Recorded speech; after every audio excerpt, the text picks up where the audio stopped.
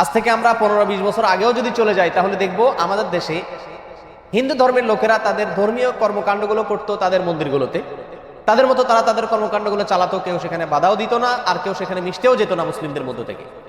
কিন্তু গত বেশ কয়েক বছর ধরে দেখা যাচ্ছে হিন্দুদের সবচেয়ে বড় উৎসব এবং শিরকের সবচেয়ে বড় আয়োজন আল্লাহর জমিনে, এটা যখনই হতে যায় তার আগে এবং এটা চলাকালীন সময়ে মিডিয়াতে এক শ্রেণীর লোকেরা এই স্লোগানটা খুব বেশি বেশি আওড়াতে থাকে, ধর্ম যার যার, উৎসব সবার।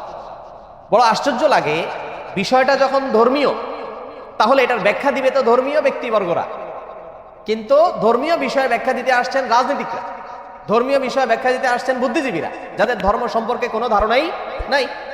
এটা হলো সবচেয়ে বড় আশ্চর্যের বিষয়। একজন মুসলিমের জন্য হিন্দুদের দুর্গাপূজাতে কোনোভাবে অংশগ্রহণ করা জায়েজ কিনা, অনুমোদিত কিনা, এ বিষয়টি তো সিদ্ধান্ত দিবে ধর্ম বিশেষজ্ঞ কেন, ওলামা একরাম, কারণ বিষয়টা ধর্মীয়। অতএব এটা হলো একটা আশ্চর্যের বিষয়। দ্বিতীয়ত হলো এই স্লোগানটার মতো অন্তঃসার শূন্য, অযৌক্তিক এবং হাস্যকর আর কোনো স্লোগান হতে পারে না। এই স্লোগান যদি যৌক্তিক হতো, এটার যদি অন্তঃসার থাকতো, তাহলে তো এই স্লোগান মুসলমানদের ঈদের সময়, উৎসবের সময়ও আসতো। বলা হতো, হিন্দুদেরকে আহ্বান করা হতো, তোমরাও আসো, দোনো ঈদে অংশগ্রহণ করো। অথচ তখন এটা করা হয় না। তাহলে বোঝা গেল উদ্দেশ্যমূলকভাবে শুধু মুসলমানদের ঈমান ধ্বংস করার জন্য এই ষড়যন্ত্রমূলক স্লোগানটি বাজারে চাউর করে রাখা হয়েছে এবং এর পিছনে কিছু ষড়যন্ত্রকারী তথাকথিত বুদ্ধিজীবী এবং রাজনীতিকরা কাজ করছেন। আমরা সকলেই জানি কোরবানিদের সময় পাক ভারত উপমহাদেশের মানুষ সবচেয়ে বেশি পরিমাণে কোরবানি করে গরু, যদিও গরু ছাড়া অন্যান্য পশু কোরবানি করা যেতে পারে, যেহেতু মুসলমানদের কাছে গরু খাওয়া হালাল, বিধায় গরু কোরবানি করে আমাদের দেশের মানুষ বেশিরভাগ ক্ষেত্রে। আর এই জন্য কোরবানিতে মানুষ বলে অনেকে বকরা ঈদ, বাকারা শব্দ বাকারা আরবি, বাকারা মানে গরু, সেখান থেকে বাকরা ঈদ বলে বা বকরি ঈদ বলে। বাকারা বা বকরি আরবি গরু থেকে, তার মানে গরুর ঈদ, ঈদটাই হলো গরু জবাই করা, গরুর গোশত খাওয়া, বিতরণ করার উৎসব। তাহলে সেই কোরবানির ঈদে যদি হিন্দু ধর্মের লোকদেরকে আহ্বান করা হয় যে তোমরা আসো গরুর গোশত খাও, তাহলে এটা তাদের জন্য অপমানকর হবে কিনা, তাদের জন্য কষ্টের হবে কিনা? কারণ তারা গরুকে পবিত্র মনে করে, গরুকে মা মনে করে, গরুকে পূজা মনে করে। সেখানে গরুর গোশত খেতে যদি আসতে বলা হয়, তার মাবুদের, সে যাকে ইবাদত করে, পূজা করে, তার গোশত খেতে তাকে যদি আহ্বান করা হয়, তাহলে এর চাইতে বড় অপমান আর কষ্টের কি হতে পারে? এই কারণেই কোন রাজনৈতিক বা তথাকথিত বুদ্ধিজীবীদের কেউই আহ্বান করে না হিন্দুদেরকে যে আসো মুসলিমদের সাথে উৎসবে সামিল হয়ে যাও, কারণ উৎসব সভা। কেন? কারণ একজনের ধর্মীয় ইবাদত, একজনের ধর্মীয় উৎসব আরেকজনের জন্য বিপরীত হতে পারে। একজন মুসলিম নগণ্য থেকে নগণ্য, সাধারণ থেকে সাধারণ মুসলিমও জানেন যে ইন্না শিরকা লাযুলমুন আযীম, নিঃসন্দেহে শিরক, নিশ্চয়ই শিরক, এটা সবচেয়ে বড় অপরাধ। ইন্নাল্লাহা লা ইয়াগফিরু আন ইউশরাকা বিহি ওয়া ইয়াগফিরু মা দুনা যালিকা লিমান ইয়াশা। আল্লাহ সুবহানাহু ওয়া তাআলা তার সঙ্গে শিরক করলে এটা মাফ করেন না, আর শিরক ছাড়ানো যে কোনো গুনাহ আল্লাহ চাইলে যার জন্য ইচ্ছা তার জন্য কি করতে পারেন? ক্ষমা করতে পারেন। আর এই শিরকের সবচেয়ে বড় আয়োজন দুর্গাপূজা। এই দুর্গাপূজার অনুষ্ঠান ভিন্ন ধর্মের লোকেরা করছে, হিন্দুরা করছে, একজন মুসলিম হিসেবে আমি তার তাড়াতাড়ি করতে দিতে পারি এতটুকু, কিন্তু তার সে উৎসবে আমি সামিল হওয়া, যোগদান করা, কোনোভাবে অংশগ্রহণ করা, একজন হিন্দুকে কোরবানির ঈদে, বকরা ঈদে গরুর গোশত খেতে আহ্বান করা বা বাধ্য করার মতোই, একই বিষয়, কোনো পার্থক্য নাই। হিন্দুদের যে ধর্মীয় অনুভূতির কথা চিন্তা করে কোরবানির ঈদে তাদেরকে গরুর গোশত খেতে আহ্বান করা হয় না, ঠিক একই চেতনা থেকে, একই চিন্তা থেকে, একই লজিক এবং যুক্তি থেকেই মুসলমানদেরকে দুর্গাপূজা বা হিন্দুদের এই সমস্ত পূজার মধ্যে সামিল হওয়ার জন্য আহ্বান করা উচিত নয়, অন্যায়, অন্যায্য, অযৌক্তিক এবং অন্তঃসার শূন্য আহ্বান এবং দাবি। সম্মানিত ভাই বন্ধুগণ, আমাদের দেশের যে রাজনৈতিক কালচার আছে আমরা সবাই এটাকে খুব ভালো করে বুঝি।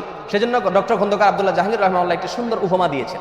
তিনি বলেছেন যে আমাদের দেশটি রাষ্ট্রীয়ভাবে, সাংবিধানিকভাবে গণতান্ত্রিক দেশ, আর গণতান্ত্রিক দেশে প্রত্যেকটি গণতান্ত্রিক দল তাদের কর্মকাণ্ড পরিচালনা করবে, রাজনৈতিক কর্মকাণ্ড তারা করবে, কেউ তাতে বাধা দিবে না, এটা তাদের সাংবিধানিক অধিকার রাষ্ট্রের।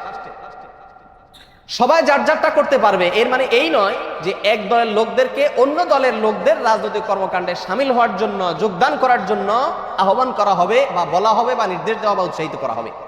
এক্সাম্পল দিলে সহজে বুঝে আসবে। যদি বিএনপি কোনো প্রোগ্রাম করে, তাদের রাজনৈতিক প্রোগ্রাম, অথবা আওয়ামী লীগ কোনো তাদের রাজনৈতিক প্রোগ্রাম করে, একটা সভা করে, এর মধ্যে যদি বিপরীত দলের লোক, আওয়ামী লীগের সভা যদি বিএনপির কোনো নেতা এসে যোগ দেয়, তাহলে সমাজের সব মানুষ বলবে এই লোকটা দালাল, এই লোকটা মুনাফিক, তলে তলে আওয়ামী লীগের সাথে হাত মিলেছে। ঠিক না ঠিক? এটাকে কেউ ভালো চোখে দেখবে না, এবং কেউ বলবেও না যে না আওয়ামী লীগ আলারা বিএনপির সমাবেশে, বিএনপি আলারা আওয়ামী লীগের সমাবেশে আসেন। কেউ বলবে এই কথা? কেউ বলবে না। বরং বলবে যার যারটা শেষে করেন, সবাই সবারটা করতে দেন, এতটুকু উদারতা। এতটুকু এত উদার হয়ে যায় না যে একজন আরেকজনটাতে কি দিয়ে দেয়, যোগ দিয়ে দেয়, সামিল হয়ে যায়। তাহলে ধর্মের ক্ষেত্রে উদার হইতে হইতে আপনাকে এত উদার হতে বলছে যে কাপড় চোপড় সব খুলে আপনি একেবারে উলঙ্গ হয়ে যান? এটা তো উদারতা না, এটা হলো উদাসীনতা। ধর্ম সম্পর্কে, ইসলাম সম্পর্কে এটা হলো কি, পরিষ্কার উদাসীনতা। যে যে তার ধর্ম পালন করুক, বাধা দেওয়ার দরকার নেই। কিন্তু এর মানে তো এই নয় যে আমি মুসলমান হয়ে তার পূজাতে অংশগ্রহণ করতে চলে যাব, সেখানে সামিল হতে চলে যাব, পূজার অনুষ্ঠানে যোগ দেব, সেখানে গিয়ে চেহারা দেখাবো। এটা কোন মুসলমানের জন্য কি হতে পারে না, জায়েজ হতে পারে না।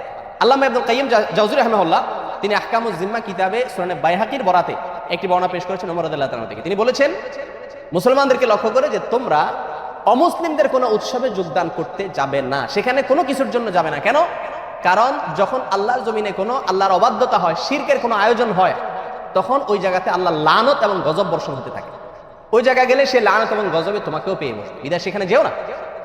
ইবনে মাজার এক হাদিসে আসছে নবী আলাইহিস সালাম সতর্ক করেছেন যে একটা সময় আসবে যখন আমার এই উম্মতের কিছু লোকেরা মূর্তি পূজায় সরাসরি যোগ দিবে, আর কিছু আছে মূর্তি পূজারীদের সঙ্গে মিশে একাকার হয়ে যাবে।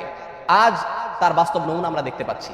দুর্গা পূজাতে বহু মুসলিমরা চেহারা দেখাতে চলে যায় এবং তথাকথিত উদারতা দেখাতে চলে যায়। পাকিস্তান একটা দেশ, আমাদের একটা দেশ, পাকিস্তান থেকে আমরা পৃথক হয়েছি। পাকিস্তান তাদের জাতীয় দিবস পালন করে, আমরা আমাদের জাতীয় দিবস পালন করি, যে যে তারটা করে। আমাদের দেশে পাকিস্তানের এম্বাসিতে বসেও তারা তাদের জাতীয় দিবস পালন করে, আর আমাদের এম্বাসিও পাকিস্তানের ভূখণ্ডের মধ্যে বসে আমাদের জাতীয় দিবস পালন করে। কিন্তু কখনো কি শুনেছেন যে বাংলাদেশের সরকার বা বাংলাদেশের নেতারা পাকিস্তানের জাতীয় দিবসে তাদের সাথে মিশে একাকার হয়ে গেছে, তাদেরকে উইশ করতেছে? অথবা বাংলাদেশের জাতীয় দিবসে পাকিস্তানের নেতারা যোগদান করছে, উইশ করতেছে, এরকম শুনছেন? কখনো শুনেন নাই। কেন? কারণ উদারতার কথা বলি আমরা, যে যে তারটা করুক, ঠিক আছে, তাই বলে তারটাতে আমার মিশে যাওয়ার কোনো প্রশ্ন ওঠে না, কারণ তার সঙ্গে আমার বিরোধ আছে। বিরোধ থাকলেও উদার থাকবো আমি, সেটা ভিন্ন বিষয়। একজন মুসলিমের সাথে শিরকের সাথে সম্পর্ক হলো সাপে নেউলে। যদি তার ঈমান রক্ষা করতে হয়, তাহলে সে কেউ যদি শিরক করে থাকে বাধা দিবে না, এতটুকু হতে পারে। কিন্তু সেখানে যোগদান করা, সেখানে হাজির হওয়া, উপস্থিত হওয়া, এটা কোনো অবস্থাতে জায়েজ বা যৌক্তিক হতে পারে না। সম্মানিত ভাইরা, নবী আলাইহিস সালাম বলেছেন, মান তাশাব্বাহা বিকওমিন ফাহুয়া মিনহুম। যে ব্যক্তি যে জাতির সাথে সাদৃশ্য গ্রহণ করে, সে তাদের অন্তর্ভুক্ত হয়ে যায়। আপনি যদি কোনো শিরকের প্রোগ্রামে যান, অনুষ্ঠানে যান এবং তাদের সাথে গিয়ে গা ভাসান, মিশে যান, তাহলে আপনি তাদের দলভুক্ত হয়ে গেলেন। অন্য এক বর্ণনা আসছে, যে ব্যক্তি কোনো জাতির দল ভারী করে, সেখানে গিয়ে লোক সংখ্যা ভারী হলো, পূজা অনুষ্ঠানে আপনি গেলেন, 100 মুসলমান গেলে 100 জন বাড়লো কিনা, সংখ্যা বাড়লো কিনা, তাদের দেখতে বেশি দেখা গেল কিনা? যে ব্যক্তি কোনো দলের, কোনো সম্প্রদায়ের, কোনো ধর্মের লোকদের দল ভারী করবে, সে তাদের অন্তর্ভুক্ত হবে। কত বড় জঘন্য কথা!